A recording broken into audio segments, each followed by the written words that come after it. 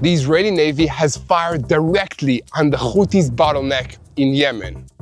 Welcome to Boots on the Ground. I'm your host, Yair Pinto, reporting on what's really happening in Israel, giving you the whole truth. A strike early Tuesday morning on the Houthi-controlled Yemeni port of Hodeidah was carried out using missiles fired from Israeli ships. The missiles targeted the port in an effort to reduce the maritime trade activity of the terrorist organization. In response, 12 hours later, the Houthis launched another ballistic missile towards Israel, and I had to rush to a shelter in the middle of filming a report with Eric Steckelbach. And together with me, millions of other Israelis in the center and the south of the country. Interceptor fragments fell in Beitar Illit near Jerusalem, but no damage or injuries were reported. And meanwhile, Iran issued a direct threat to strike Israel's nuclear power plant at Dimona, and the United States answered with a threat of its own. President Trump told reporters that Iran has become more aggressive in the nuclear deal talks, while American officials told Fox that it seems that Iran is dragging the talks out with no progress while it continues its nuclear efforts. And in the United States, the tone against Iran is sharpening.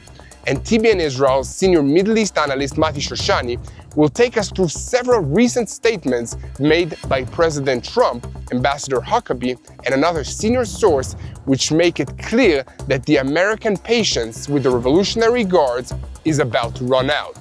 For instance, in a call with Prime Minister Benjamin Netanyahu on Monday, Trump promised to tighten sanctions on Iran, while Netanyahu, for his part, raised Israel's assessment that there is no chance of moving Iran from its core position that, besides uranium enrichment, the ballistic missile issue must also be addressed. And meanwhile, in the negotiations with the Hamas terrorist organization, after Netanyahu's announcement of progress in the talks, a source privy to the details said that the United States sees flexibility in Hamas's stance regarding guarantees to end this war. After Mohammed Sinwar's elimination, there is no responsible adult in the Gaza Strip to talk to, but behind the scenes, the mediators are pressuring Hamas. And meanwhile, there was an unusual incident in the Gaza Strip as Givati soldiers eliminated Hamas terrorists disguised as women. In another operation by Givati Brigade Combat Team forces, weapons were located, including launcher tubes used by Hamas and posing a threat to the IDF forces.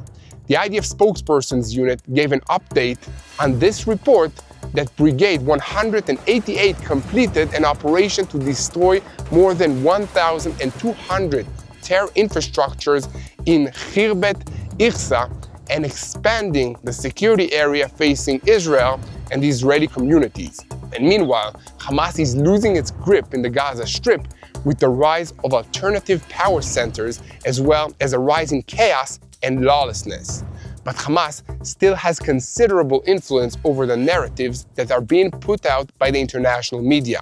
This was on display in recent days as footage has emerged of Gazans fleeing fire near aid centers, while Hamas and its mouthpiece blame Israel. And at the same time, thugs seized aid goods and sell them on the black market in Gaza. In the background, we see the rise of Yasser Abu Shabab, who's considered close to Israel and trying to establish an alternative rule in Rafah that will undermine Hamas's control. And in a related story, it was revealed this week that United Nations aid trucks reached the private homes of Hamas leaders as new data exposed a systematic mechanism by which the organization smuggles goods in United Nations trucks, collecting millions of dollars during this war. The footage indicates direct under-the-table cooperation between Hamas terrorists and United Nations World Food Program workers.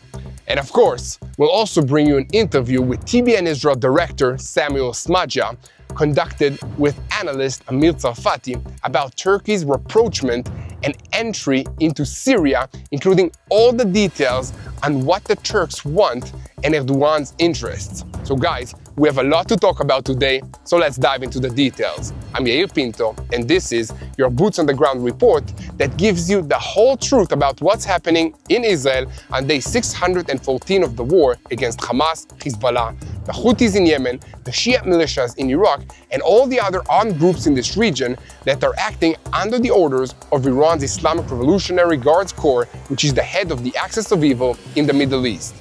And all of us at TBN Israel say thank you very much to all your support. Thank you for helping us spread the truth. If you want to help us reach more people, please hit that subscribe button and never miss another episode of Boots on the Ground.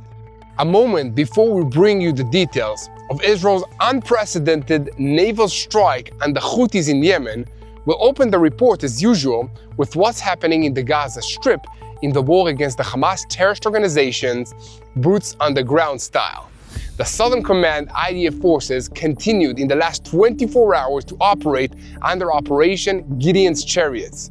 The IDF's 188th Brigade recently completed a large-scale operation in the Gaza Strip in which more than 1,200 terror infrastructures were destroyed in the Khirbet Ikhsa area, one of Hamas's main strongholds in the south of the Strip. The operation was meant to widen the security zone facing the western Negev communities and remove the ongoing threat to the residents of the Gaza envelope, the Israelis on the border with Gaza. Khirbet Ikhsa serves as a central staging base for Hamas terrorists who participated in the October 7, 2023 massacre.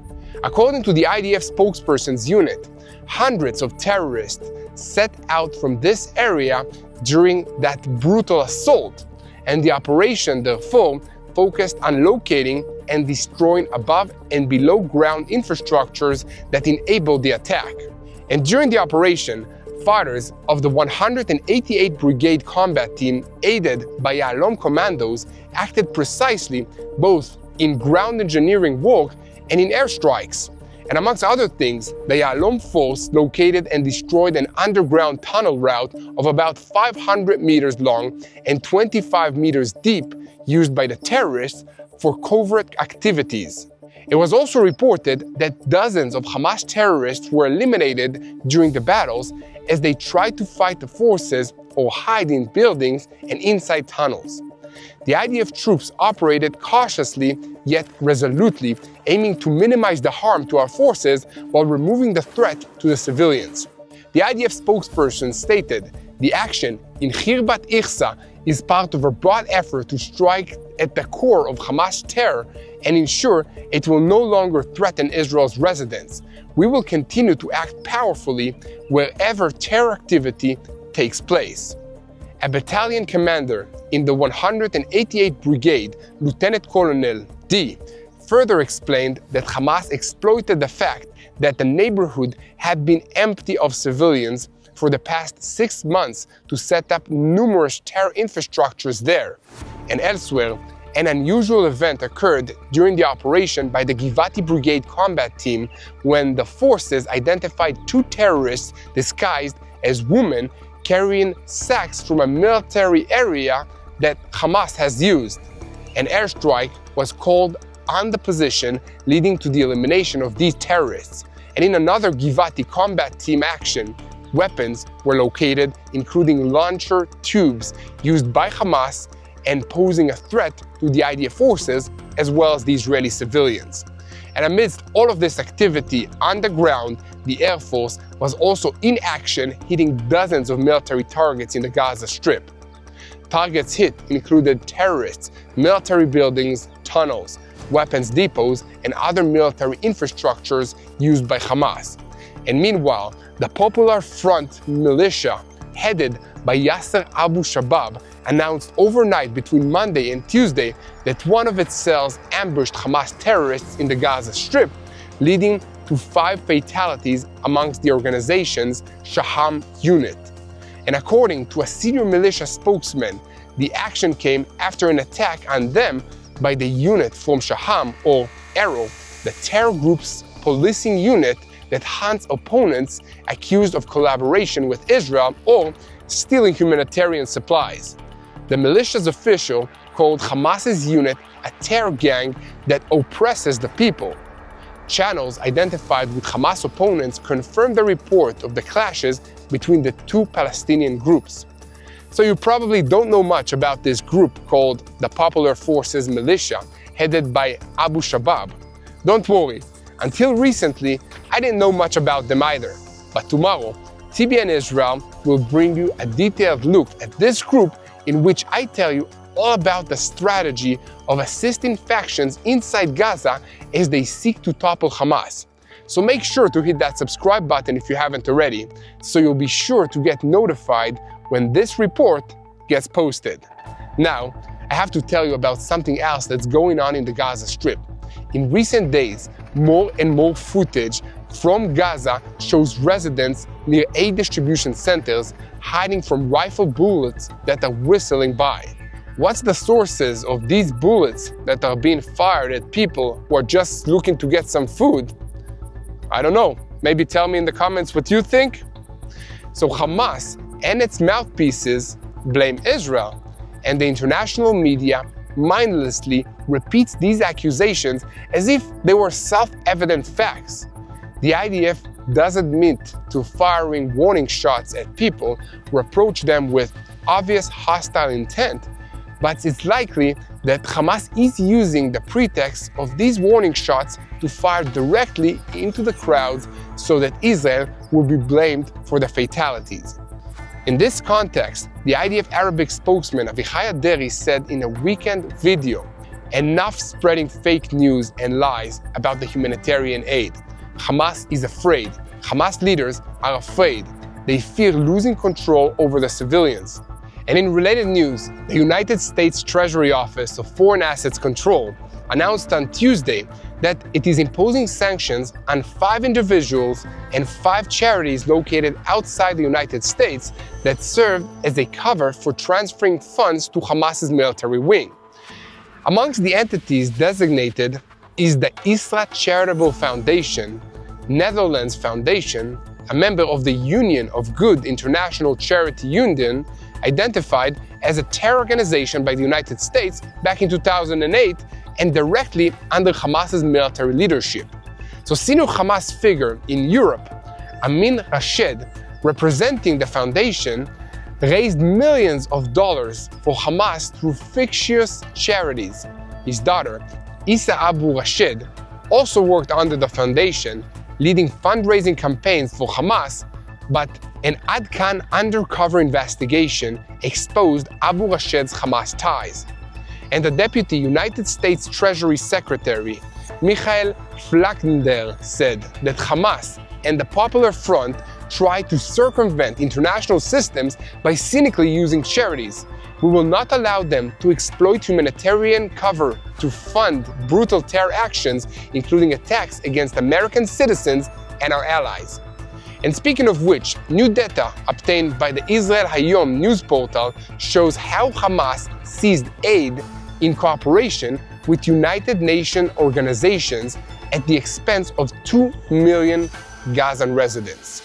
According to the report, Hamas had fixed methods for finding loopholes in the good entry process and created a mechanism through which it smuggled goods such as communication devices and cigarettes via international aid trucks, collecting millions of dollars during this war. At other times, in documented cases in the north of the Gaza Strip, Hamas seized the trucks and the goods outright and told the civilians it was responsible for distributing, while aid agency workers stood aside.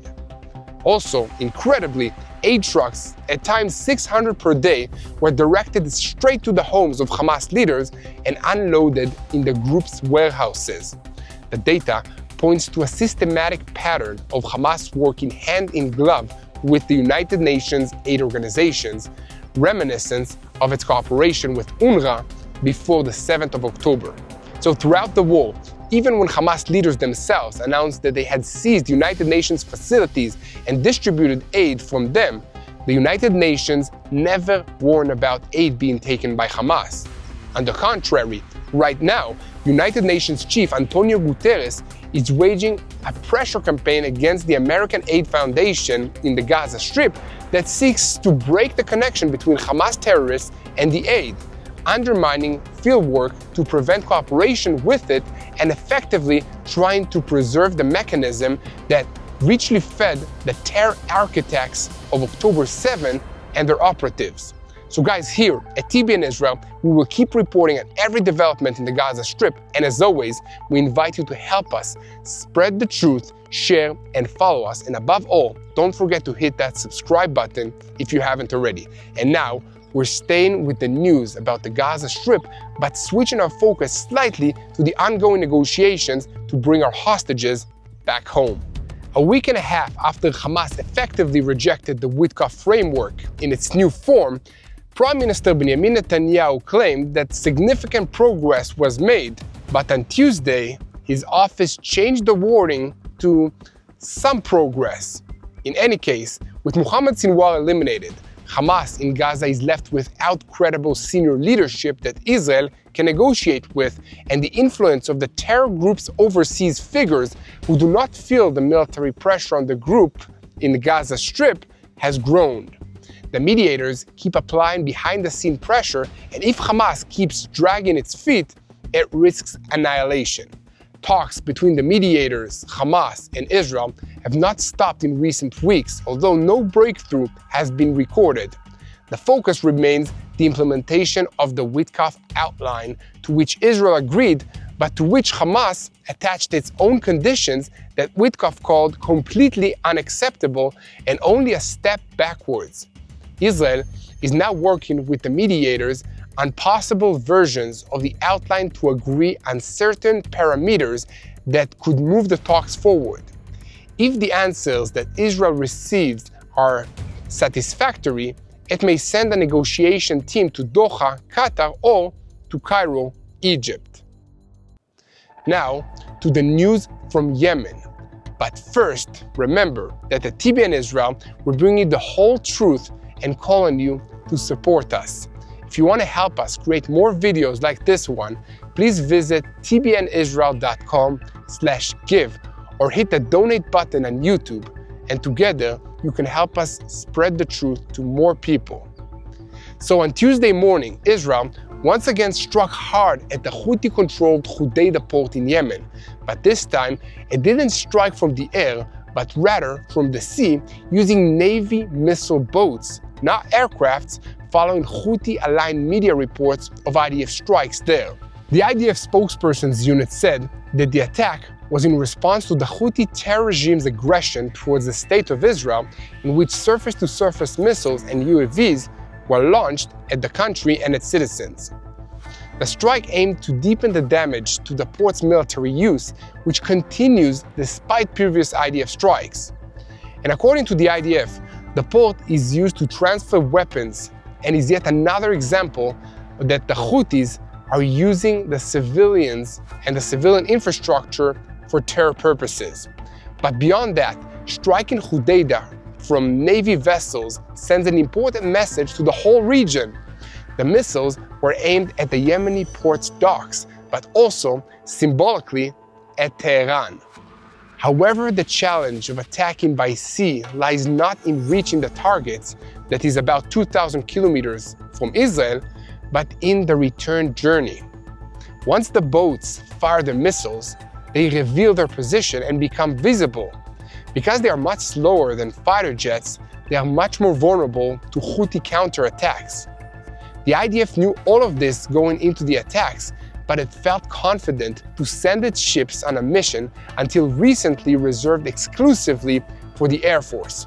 This raises the question, why strike from the sea? Do you guys have the answer for this? Let me know in the comments. So there are three main reasons for this. First, Israel wanted to send a message about our capabilities and show that our military striking power is not limited to the Air Force. Naval routes also enable intelligence gathering and even commando landings. Second, Navy ships, though slower, carry extensive defensives, including long-range radar, at sea Iron Dome interceptors, anti-air weapons, and soon the light shield laser system.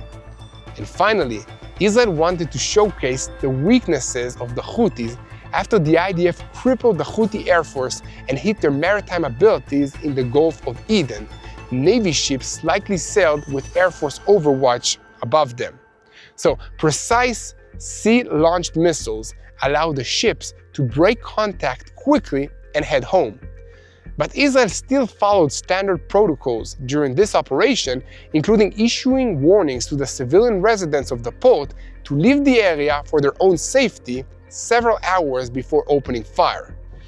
Then, about 12 hours after the Israeli naval strike on the Hodeidah port, sirens sounded across central and southern Israel following fire from Yemen. The sirens sounded at 7:50 p.m. in Tel Aviv, Jerusalem, Hulon, Bat Yam, Givatayim, Ramat Gan, Rishon LeZion, Gan Yavne, and dozens of other towns. The IDF later said that one missile was likely intercepted, with additional interceptors launched towards the debris, and in the event, debris from the interceptions landed near Jerusalem and south of Hebron. As you can see in the short film that I managed to capture, I was going live with TBN's Eric Stackelback on Stackelback Tonight at the moment that the missile appeared in the skies over Jerusalem, and after filming the interception, I had to rush to seek shelter as interceptors lit the sky. This followed a Houthi missile launch on Monday that fell short, actually landed in Saudi Arabia, and the last launch that triggered sirens alarms in Israel was Thursday night during protests in Jerusalem and Tel Aviv, and that missile was intercepted but set off alarms in Jerusalem, the Dead Sea, and Judean lowlands, and Samaria, and other places in the country. And 2 hours later, the Houthis claimed the launch, saying it targeted the Ben Gurion International Airport in Israel, calling it retaliation for the Gaza starvation, and the IDF strikes in Beirut's Dahya neighborhood in Lebanon, which targeted a Hezbollah drone factory. So guys, keep spreading the truth, share, and follow us. And don't forget to hit that subscribe button if you haven't already. And if you want to help us create more videos like this one, please visit tbnisrael.com/give or hit the donate button here on YouTube. And now, coming up is the nuclear deal with Iran and their latest threats. Now, let's take a moment and look at the cooperation between Trump and Netanyahu, who is threatening Khamenei by saying that a strike on Iran is possible, but not while negotiations are ongoing. With the potential crisis looming in the United States-Iran nuclear talks, Monday's phone call between Trump and Netanyahu and the subsequent security gathering in the Prime Minister's office were meant to create a credible threat ahead of any Israeli-American military action. However, it was also agreed that the Air Force would not receive an order to strike Iran unless or until Washington announces that talks have collapsed. And now, we turn to TBN Israel's senior Middle East analyst Mati Shoshani, who will walk us through the key aspects of a joint strike and explain why everyone knows that America's patience has run out. Over to you, Mati. It has been months of back and forth, and it seemed like things have been stuck between Iran, the US, and Israel. But all that pressure buildup and all the tension and all these stuck negotiation phases that have been sort of the news cycle for, it seems like going on 2 months at this point, it seems like we're coming to a point finally. And let me explain. 2 days ago, that's Monday night, Israel time, Prime Minister Netanyahu and President Trump have a 40-minute phone call. And in that phone call, several very interesting things happen that can be interpreted in different directions. Some people took the conversation and the content of it to say, Israel hold off on attacking Iran. Some people took it to say, Trump saying to Netanyahu, hold off on the attack because of the negotiation. But another way to look at it is the US and Israel getting aligned again, discussing and confirming what the timeline for the continued operations against the Iranians are, both in the diplomatic sense and in the military sense, and getting aligned on what the timeline is for that and what the metrics for that agreement are.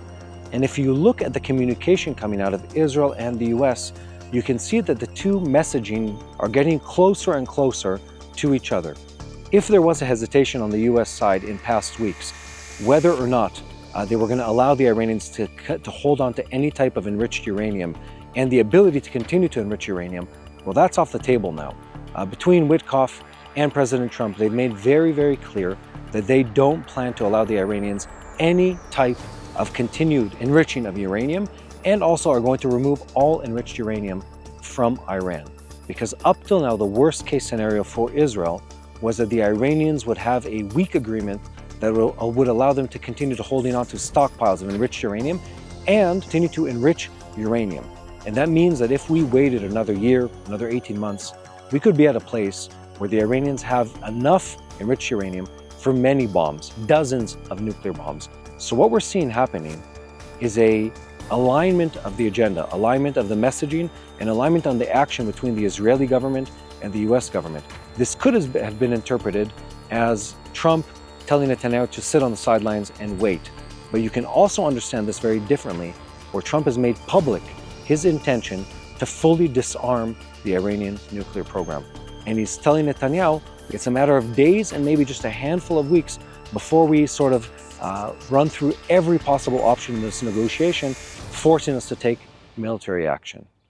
It seems that what the US is trying to do right now is make sure that the Iranians are given the chance to actually negotiate in good faith and sort of run through all possible scenarios and all possible conversations in the negotiation. We've seen many, many weeks of the Iranians playing a game where they've refused the essential requests made by the US. The US has only made two very clear requests: stop enriching uranium, that's one of them, and the second one is, and the most important one is get rid of all the stores or the stash of enriched uranium you currently possess. The Iranians have pushed back on that from many different angles and using many, many different words. We're at the point where it seems that what the US government is saying to Israel is, look, we've pretty much figured out where this negotiation is going, and it doesn't look good. But give it a couple more weeks, because we're almost done sort of flushing through the entire conversation from every possible angle and really hearing out both sides. And if we do that, we're going to the military action. We're at a place today where sort of all the paths are leading to a culminating, a cathartic moment where things become clear, where it becomes clear completely to all parties involved whether or not the Iranians are able and willing to enter a negotiation, because those two questions need to be answered. They might want to, but internally can't because of internal pressures within their government and within their people, and whether or not the military action will have to be the course that's taken by the US and by Israel. We are in a very tricky and very dangerous and treacherous place when it comes to the Iranians. If they're weeks away from weapons-grade uranium, 90% enriched uranium, that is a problem. If they're months away, even 6 or 12 months away, that is seriously bad news for the people of Israel. And if we have an agreement where they're able to do that without fully disclosing their operations, without fully giving up all their stores of enriched uranium, we are in a very, very big problem as a country. And by the way, also many other countries in the Middle East are, and also the US is, because it's a destabilizing force for everyone around us. Israel's biggest fear was and is the question of, will there be a weak agreement? An agreement that leaves us out of the conversation and allows Iran to continue in a secretive way to enrich uranium and hold on to what they have, and even worse, have the sanctions removed from them. I think we're about to circumnavigate that. It seems like we're once again realigning with the Americans, where the American and Israeli government are coming together, and we're going to reach a place where the conversation is forced. Yes, agreement, or are we going down the route of military action? As always, I leave you with one clear thought. This is a complex, a volatile time where a lot of moving pieces are up in the air at once. We need to continue praying for our leaders, especially for the Israeli Prime Minister and the American President, for wisdom, because this is a trying time.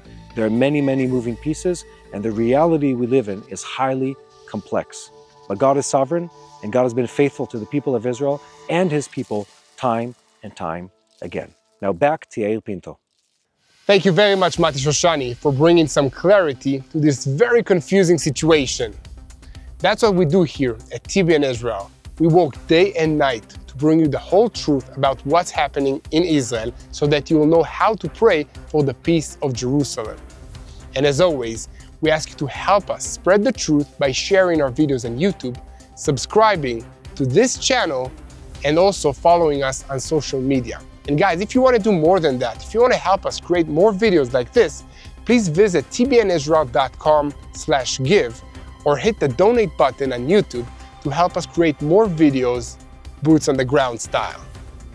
And now, we are shifting our focus to Israel's northern arena as United States President Donald Trump's envoy for Syrian affairs, Tom Barrack, said on Tuesday that Washington is concerned that jihadists who helped topple the regime of former Syrian President Bashar al-Assad might now try to assassinate the man who took his place, Abu Muhammad al-Julani, as he grows closer to the West.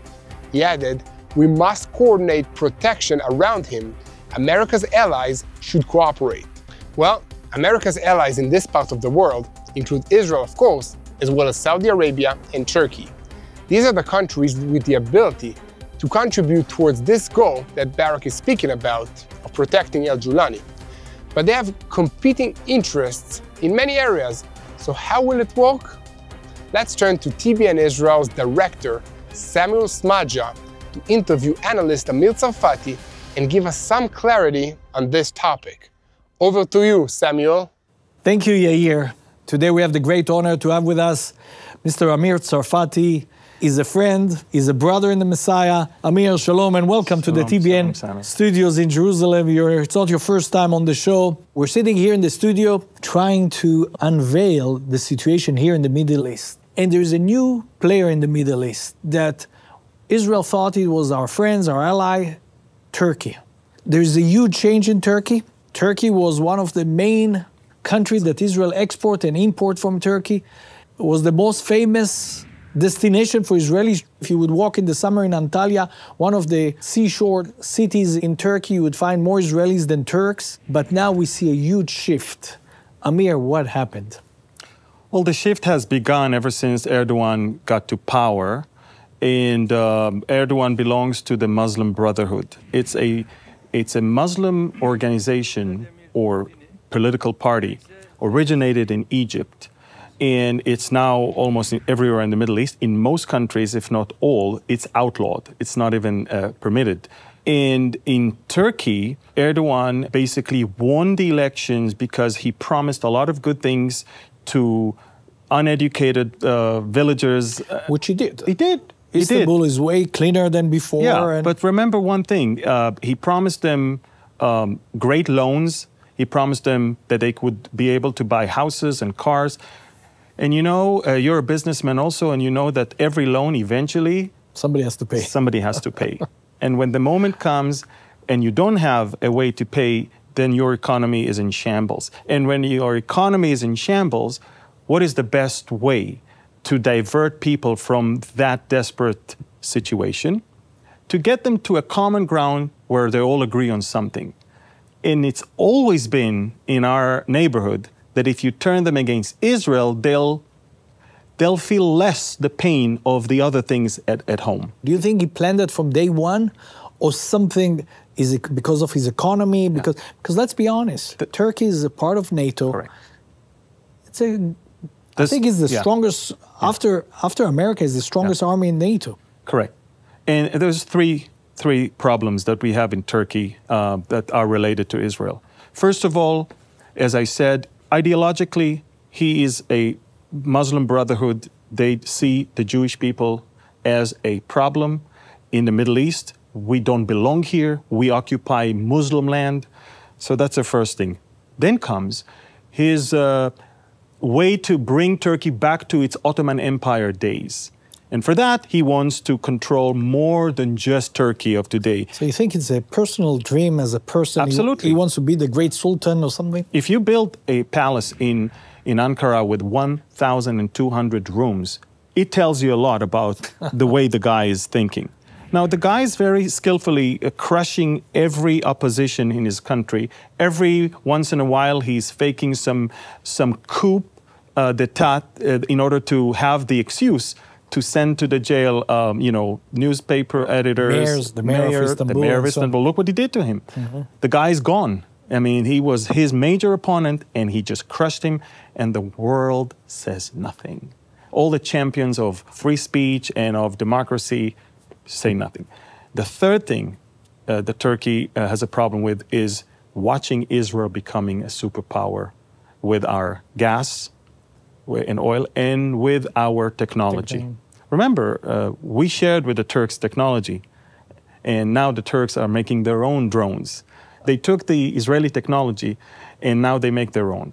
Turkey, for the longest time, was sitting on the fence when it comes to dominance in the region. Turkey tried its luck with Northern Africa and other places. Even Turkey sent some troops and tanks to Qatar to protect the Qatari family when the Arab Spring was going on. Do you think that the rejection of Europe not allowing them to be a part of the EU started this whole shift in Turkey? I think that the rejection of Europe is his problem with Europe. But he also finds ways to make money from that because he's getting a lot of money for all the refugees that he's hosting. And he's also using the refugees in his country. Which refugees? Refugees from Syria, refugees from Afghanistan, refugees from any war zone that was in the area. They all flocked to Turkey with the hope that from Turkey they can break into Europe. So he's always threatening the EU. If you don't do what I want, I'll open the gates and they'll flood. And so that's as far as Turkey is concerned. But remember, Turkey was waiting for Iran to stumble because Iran was the dominant power until, I guess, December of last year, training people, sending people, and controlling the regimes. It has the last word in Lebanon, the last word in Syria, the last word in Iraq and in Yemen. And Turkey thought, that's not what we want. So Turkey, for quite a few years, took under its auspices terrorist organizations such as Al-Qaeda, that then became Jabhat al-Nusra, then Hayat Tahrir al-Sham. And al-Julani was recruited by the Turks. The Turks created a special area in northern Syria where they trained a new army to one day make the move and take over Syria. Let's talk about this triangle, Turkey, the US, and Israel. Yes. It's a very complex... It's very, very complex. Complex relationship. Correct. And so on. From some strange reason, and I guess it's because I'm an Israeli, that's why it's strange to me. President Trump is very much fond of the president of Turkey. He likes him. He really likes him. And he takes his words seriously. And when the president of Turkey is telling the president of America that he believes he needs to give the jihadist ruler of Syria a chance and lift the sanctions, then he did it. That's a huge thing after 20-something years of, isolation. Correct. And that's the one thing that stopped Syria from prospering, are those sanctions. And Turkey, in return, wants to have military bases in Syria. The biggest problem is that they will pose a threat to Israel if Israel needs to eliminate threats in Syria. If they have anti-aircraft systems, Israel is not going to attack Turkish military bases because Turkey is a member of NATO. If we attack a member of NATO, you can imagine what it looks like. So right now, we're drawing the lines. And before Turkey builds its military bases, Israel is drawing the lines by ways of attacking all across Damascus and south to make sure that the Turks understand, you may have northern Syria. It doesn't have border with us. We're fine with that. But don't even get close to our borders. Let's talk about Turkey, Iran, according to your understanding, your biblical understanding. According to my biblical understanding, both of them will join Russia one day against Israel in a war that is described in Ezekiel 38 as what people call it the Gog and Magog war. The days of Ezekiel are occupying my thoughts and my teachings for at least 25 years. And the reason is we see the most accurate description of the return of the Jews to the land, the survival from the ashes of the Holocaust. So according to you, the return of the Jewish people started the days of Ezekiel. First of all, God telling them that their place is not elsewhere. That started it. And this is the movement that started already in Eastern Europe, and in other places where the Jews themselves realize the longing to go back to their ancestral homeland. It has to be there. And the Zionist movement is a movement about the Jewish people not forced to go to Israel, but choose to go to Israel. That's the game changer here. And I think that we have to pay attention to what God said through the prophet Ezekiel in chapter 36. God told the Jewish people, I am bringing you back not because you're so great. I am bringing you back because of my holy name. Not only that, he said, you put my name in shame. In shame. And what is this? Okay, and what is the shame? He then says, the profanity, you profane my name, he said. But then he goes to explain how. The profanity and the shame is that the nations where the Jews were said, aren't you God's people? Why aren't you in the land? In other words, in the promised land. Exactly. Yeah. And they said, and God's if God promised, so God, where's your God? Exactly. So the return of the Jews to the land is not just important for them, but it's important for God.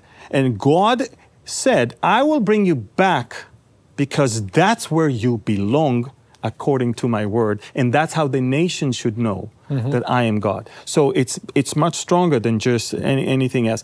And that's why the anti-Semitism is mostly directed right now towards Zionism.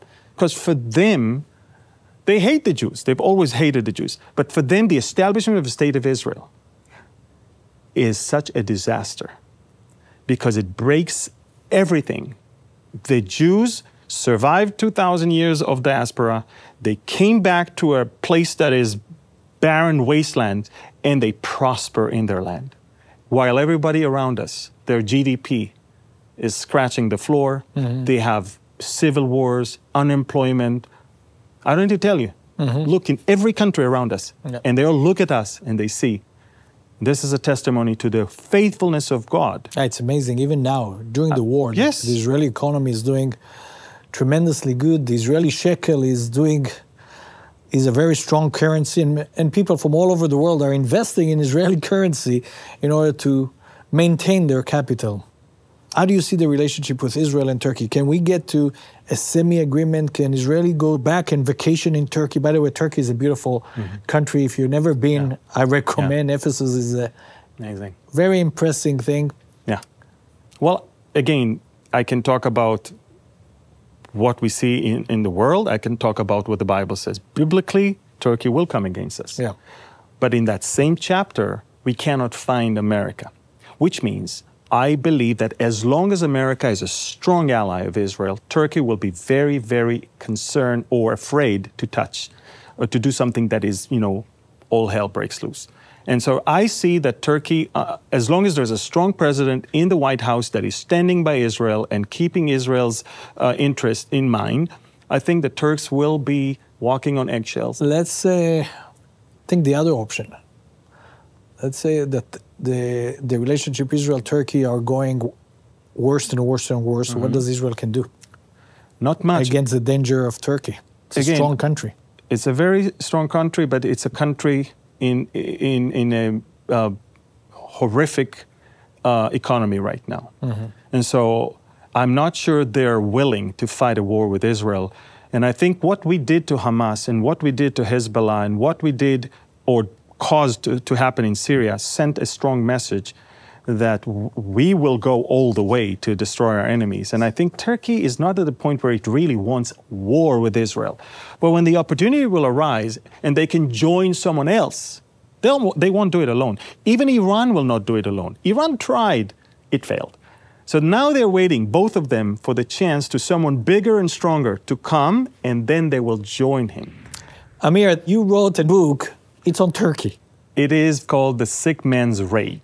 I was looking for a way to reach to non-believers with the gospel, but also with current events. And I know they're interested in what's going on around the world. They're not exactly interested with the gospel. So I decided to dedicate each book to another one of the participants in the Ezekiel War, the countries that are eventually going to either stand with us or come against us.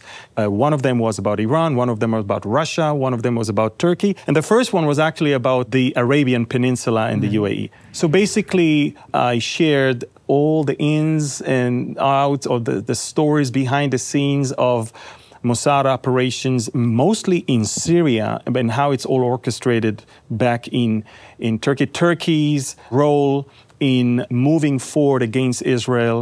And the book ends in a very, very dramatic event, which I will not tell you right now. People can go and buy it. It starts, the books, again, starts with the UAE and the Arabian Peninsula, Operation Yoktan. They move on to Russia, then to Iran, and then eventually to Turkey. The sick man rage. Yeah. Amir Tsarfati. It was great having you with us on the show. Thank you. Thank you very much. And to you, our friends, thank you for standing with Israel. Thank you for supporting us. Thank you for supporting TBN. Shalom. Shalom from Jerusalem. Back to you, Yair. So thank you, Samuel, for an in-depth interview that taught us some new things about the situation. And now, I want to call on you once again to keep spreading the truth, and above all, to pray. So guys, when you pray for Israel, make it personal. Pray for a hostage that is kept in the Gaza Strip to be released and reunited with his family in Israel. Pray for an IDF soldier and his family that they will be reunited safely, and give them strength in the time that he's serving the country and protecting all of us. Pray for all the civilians that are affected by these terrorist groups. If it's the Palestinian people in the Gaza Strip, if it's the Syrian people, the people of Lebanon, the people of Yemen, and the people of Israel. And most importantly, unite in prayer for the peace of Jerusalem. Hello, this is Mati here in Jerusalem with TBN Israel. This is Yair Pinto from TBN Israel here in Jerusalem. TBN Israel is keeping viewers informed with Israel-focused news, culture, and what God is doing in this land. Support TBN Israel today online at tbn.org/Israel. Thank you.